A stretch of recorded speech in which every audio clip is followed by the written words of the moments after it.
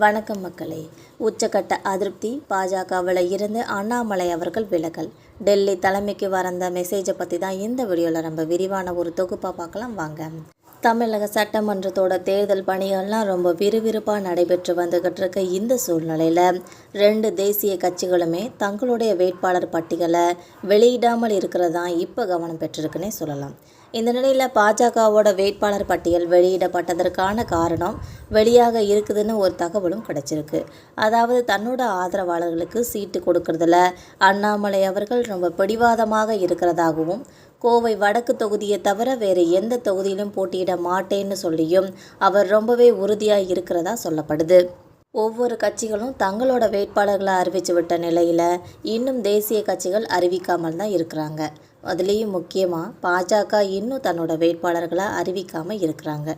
இதுக்கு காரணம் அண்ணாமலையோட பிடிவாதம் தான் சொல்லி ஒரு தகவல் இப்போ கிடச்சிருக்கு. அதுலேயும் முக்கியமாக கோவையோட நாடாளுமன்ற தொகுதிக்கு உட்பட்ட ஏதாவது ஒரு சட்டமன்ற தொகுதியில் நிற்கிறதுக்காக அண்ணாமலை அவர்கள் விருப்பம் தெரிவிக்கிறதாகவும், ஆனால் அதில் அதிமுக தரப்பிலிருந்து கோவை வடக்கு மட்டும்தான் பாஜகவுக்கு ஒதுக்கி இருக்கிறதுன்னு சொல்லி ஒரு தகவலும் கிடைச்சிருக்கு. இதனால் அந்த தொகுதியில் வானதி ஸ்ரீனிவாசன் அவர்கள் போட்டியிட இருக்கிறதாகவும் சொல்லப்படுது. இதனால தான் இந்த காரணத்தினால தான் தனக்கு தான் விரும்பிய தொகுதியை கொடுக்கலன்ற ஒரு அதிருப்தினால தான் அண்ணாமலை அவர்கள் தன்னோட நான் தேர்தலில் போட்டியிட மாட்டேன்னு சொல்லி ஒரு கடிதத்தை ஏற்கனவே பாஜக தலைமைக்கு அண்ணாமலை அவர்கள் அனுப்பிவிட்டதாகவும் சொல்லப்படுது. இதற்கிடையில் தான் தனக்கு தான் கேட்ட தொகுதி கிடைக்கல, தன்னோட ஆதரவாளர்களுக்காக தொகுதி வாங்கி கொடுக்கணும்னு சொல்லி ஒரு முயற்சியில் அண்ணாமலை அவர்கள் ரொம்ப தீவிரமாக ஈடுபட்டு வந்துக்கிட்டு இருக்கிறதாகவும் ஒரு தகவல் கிடைச்சிருக்கு. அந்த வகையில் திருப்பூர் தெற்கு தொகுதியை ஏபி முருகானந்தத்திற்கும், தளி தொகுதியை அமர் பிரசாத் ரெட்டிக்கும் வாங்கி தரணும்னு சொல்லி அவர் முயற்சி செஞ்சு வந்துட்டு இருக்கதா சொல்லப்படுது. ஏற்கனவே கிணத்துக்கடவு தொகுதியை கூட தன்னோட ஆதரவாளர் வசந்தகுமாருக்கு வாங்கி கொடுக்கக்கூடிய முயற்சியில் அவங்க ஆல்ரெடி ஈடுபட்டிருக்காங்க.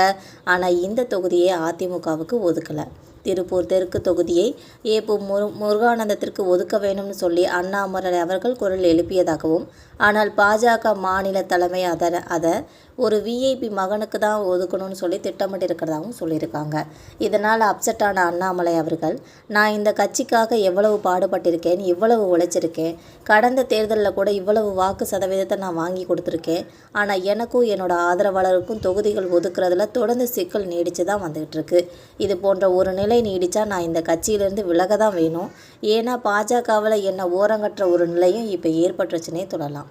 இதே நிலை தொடர்ந்தால் பாஜகவில் என்னோட அரசியல் எதிர்காலம் பெரிய ஒரு கேள்விக்குறியாயிடும். ஏற்கனவே கட்சியிலேருந்து விலகிறதா முடிவெடுத்து தான் இருக்கிறேன்னு சொல்லி தனக்கு நெருக்கமானவர்கள்கிட்ட சொல்லிட்டு தான் வந்துட்டுருக்காங்க அண்ணாமலை அவர்கள் என்பது குறிப்பிடத்தக்கது.